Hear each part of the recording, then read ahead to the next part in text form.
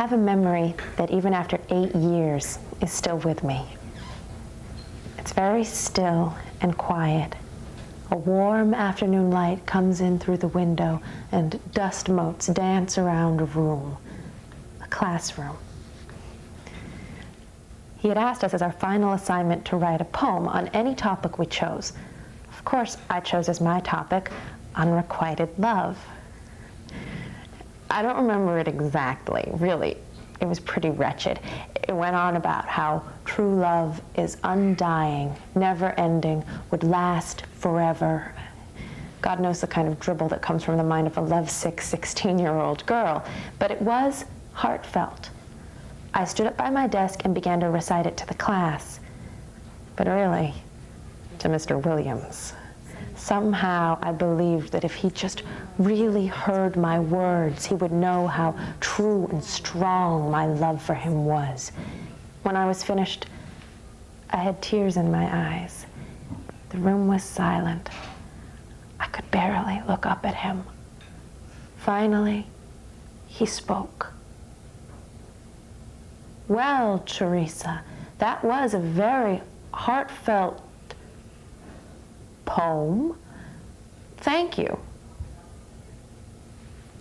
That was all. I mean, I don't know what I expected him to say, but that was all he said. It was the last day of the class, the last day I would maybe ever see him.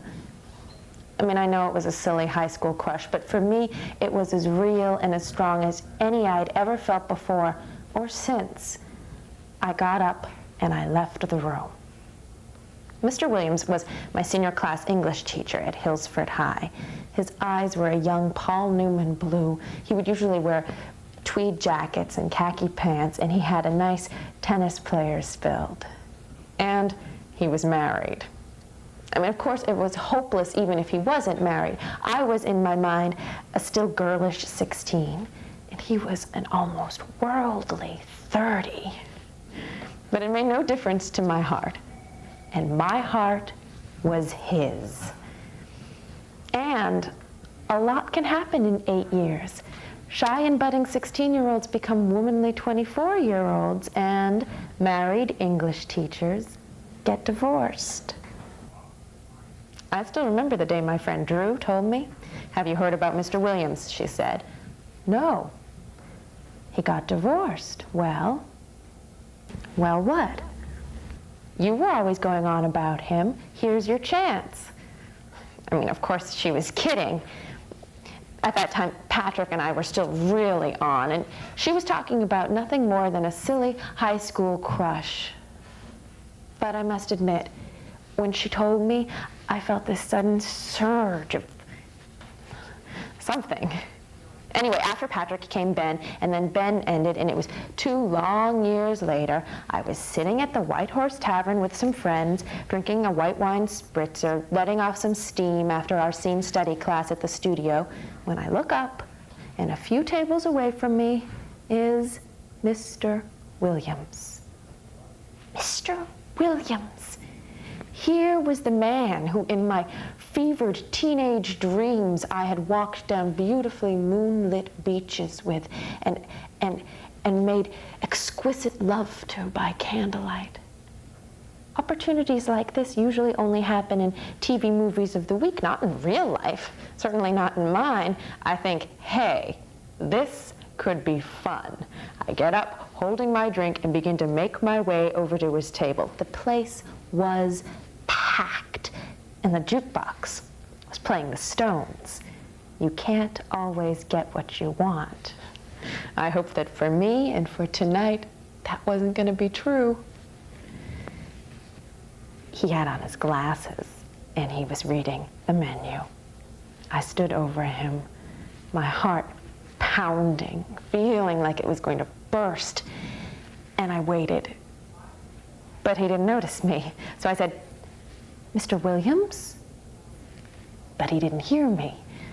So I said a little louder, "Mr. Williams." And he looked up, expecting, I suppose, to see a waitress.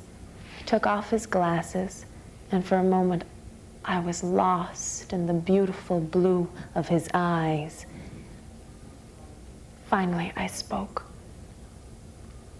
It's me, Teresa Sanders, from Hillsford High. He didn't seem to recognize me.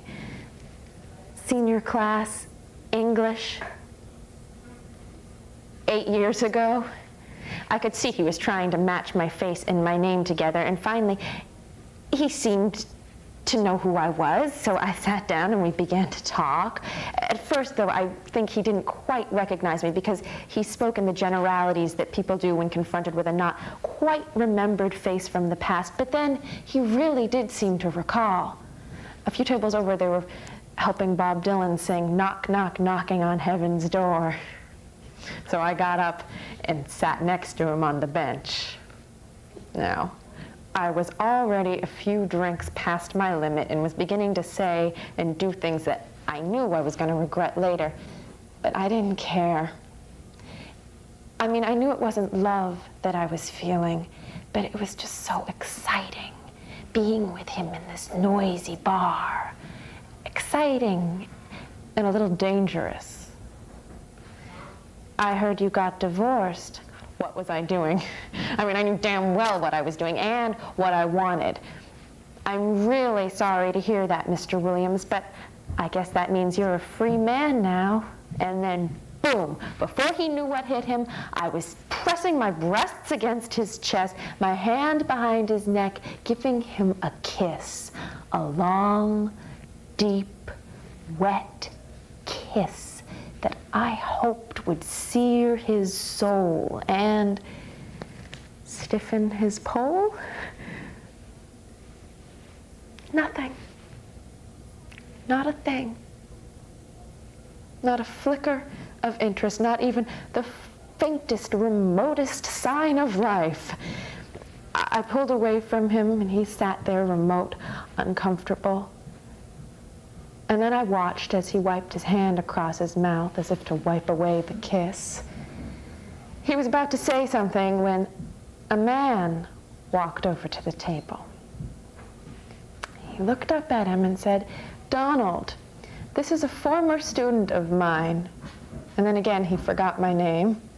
"Teresa." Donald looked at me as if to say, "Back off, little girl, this meat's mine." I mean, could I have been so blinded by my infatuation? I never even thought, I never suspected. He always seemed so comfortable with his masculinity, and he was married. I mean, I know that doesn't seal it, but there would have been some rumor, even if unfounded, but do you ever look back on those old Rock Hudson love scenes and there never seems to be any real heat? Or maybe it's what we now know. But none of us ever even suspected. I don't know what kind of a hold Donald had over him, but whatever it was sure tight, because they were talking about their upcoming vacation to the Bahamas. Really, Donald was doing most of the talking. Mr. Williams still seemed a little fazed by it all, and I was beginning to feel a little bit like a rabbi having dinner with the SS. Finally, there was a lull in the conversation. Mr. Williams put his hand over Donald's. He looked at me and said, "Well, Teresa, it's been very nice seeing you." Now, I was gone, but not too far gone to not know it was time for me to leave. So I got up, I went and said goodbye to my friends, and I left the tavern. As I looked back, I saw them sitting there in quiet, intimate conversation. But Mr. Williams didn't look up as I left. The next morning, I woke up and I couldn't believe what an ass I had made of myself. I could never face that man again. Yet still, my heart aches when I think of him sitting there, the sunlight streaming in through the window, a thoughtful expression on his face, leaning his chin against his hand, and listening, just listening to my poem of love.